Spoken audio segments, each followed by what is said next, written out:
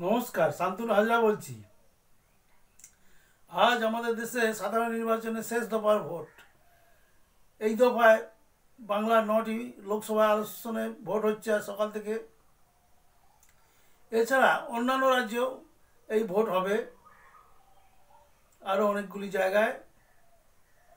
তো এই ভোট নিয়ে এত মাতামাতি, সাধারণ মানুষের দুর্গতি, এ কি রাষ্ট্রনায়করা বোঝে না যে শুধু সারা বছর ধরে ভোটই হবে? কাজকর্ম সব বন্ধ। সবাই কি রাজনীতি করে যে তাদের সুখটাই দেখা হবে? তারাই প্রতিপক্ষকে বাঁচিয়ে রাখবে, তারাই নিজেরা নিজেদের মধ্যে লড়াই করবে, আর ইন জেনারেল সাধারণ মানুষ তারা কষ্ট ভোগ করবে। আজ বাস বন্ধ, কাল বন্ধ, কাল ইলেকশন। আমাদের সমস্ত আমি যেখানে যাই সব জায়গাগুলিতে দেখি বন্ধ, কোথাও তো কিছু দেখি না খোলা আছে। সব ভোটের জন্য সব বন্ধ। এমত অবস্থায় ওই পশ্চিমবঙ্গের ছবিটা এমন দাঁড়িয়েছে যে তৃণমূল কংগ্রেস নাকি এখানে জিতবে, মোদি হেরে যাবে। তাহলে মোদি হারলে আমাদের কিচ্ছু যায় আসে না, কিন্তু তৃণমূল কংগ্রেস জিতবে কীভাবে? তারা চোর চোর করে তাদের নামে স্লোগান উঠিয়ে দিয়েছে, তাদেরকে মানুষ আর কিচ্ছু বলছে না। কত ধরনের চুরি, কত রকমের চুরি, রাজকোষ থেকেই লুটপাট। এবং বাইরে থেকে কিছু লোক আমদানি করা হয়েছে, যেমনি ইউসুফ পাঠান, কীর্তি আজাদ, এরা সব বহিরাগত। শত্রুঘ্ন সিনহা, সে আসানসোলের বন্ধ কলকারখানা সম্বন্ধে কী বুঝবে? তাকে এখানে দাঁড় করানো হয়েছে। আসানসোলের রূপনারায়ণে যে ল্যান্ডফোনের তার তৈরি হতো, সে রূপনারায়ণ ল্যান্ডফোনের তার মানুষ আর ব্যবহার করে না, ইন্ডাস্ট্রিটা বন্ধ হয়ে গেছে। সেই জন্য ওই ল্যান্ডফোনের তার দিয়ে এখন কী করা যায়, সে শত্রুঘ্ন সিনহা কী ভাববে?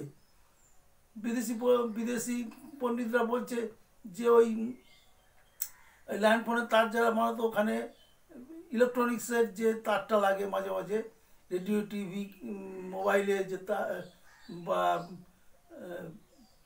বা আপনার ওই ল্যাপটপে, কম্পিউটারে কিছু তো তার লাগে, সেই তারটা বানানো যেত। তাই নিয়ে কারো চিন্তা নেই, ভাবনা নেই। হাজার হাজার মানুষ বেকার হয়ে রাস্তায় পড়ে রয়েছে, আর সব ভোট আর ভোট, আর সব চোর, চোরের দল। এ ওকে চোর বলছে, ওকে চোর বলছে। তো তৃণমূল কংগ্রেসের নামে এত চোরের চোরের স্লোগান, এত চোরের বদনাম, সে নাকি জিতবে। এটাই এটাই এই মিডিয়ায় প্রচার করছে। তা আসুক, তৃণমূল কংগ্রেস আসলে আমার কোনো সুবিধাও নেই, অসুবিধাও নেই। হ্যাঁ, তারা তাদের কর্মীদের দেখবে, রক্ষা করবে, তারা খেয়ে পুষ্ট হবে। সাধারণ মানুষ ওই ছিটে ফোটা যা যা দিচ্ছে টিচ্ছে সে পাবে। তাতে সাধারণ মানুষ বেশি দিন লালায়িত হবে না। একটা রোজগারের রাস্তায় যেতে হবে। বললাম তো, রূপনারায়ণের কেবলটাকে দিয়ে কম্পিউটারে তার বানানো যেত, সেসব না করে ওইখানে কোথা থেকে সব নাচনে গানেওয়ালি সব নিয়ে এসছে। এবং এক একজনের কী স্লোগান! সে বিড়ি খাওয়া ধোঁয়া থেকে বলছে ইন্ডাস্ট্রি হয়েছে। কেউ আবার ডাব্লিউ এর চেয়ারে নিয়ে সে বলছে যে আমি স্লিম, আমি ইন্ডাস্ট্রি তৈরি করব। আমি সারাদিন ধর্ষিত হচ্ছি, সে বুঝছি না সে কী বলছে, কাকে বলছে, কী বলছে। মহুয়া মৈত্র, উনি উনি এক ধরনের বিশেষ চুরি করেছেন, আমরা জানতামই না ওই চুরিটা কী, যে পাসওয়ার্ড দিয়ে দিয়েছেন। আমরা জানি না যে নুসরত জাহান কীভাবে কী চুরি করেছে। ওর সপ্তম সেন্স, মানুষের 6টা ইন্দ্রিয় জানি, সপ্তম ইন্দ্রিয় প্রয়োগ করে উনি কোটি কোটি টাকা তুলে নিয়েছেন বাজার থেকে।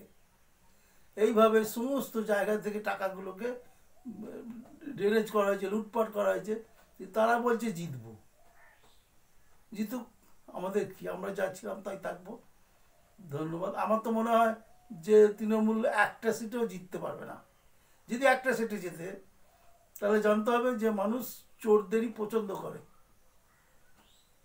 এবং বিজেপিকেও মনে হয় না যে তারা এখানে জিতবে, তার কিছুই নেই, তারা মানুষের সঙ্গে নেই দীর্ঘদিন। আর সিপিএম তো শীত ঘুমে আছে, তারা কিছুই বলে না। তারা সে কবে কি তেলেঙ্গানা আন্দোলন করেছিল সেই সব গাল গল্প বলে। ঠিক আছে, দেখা যাবে 4 তারিখে রেজাল্টে কে কী হয়। ততদিন অপেক্ষা করলাম।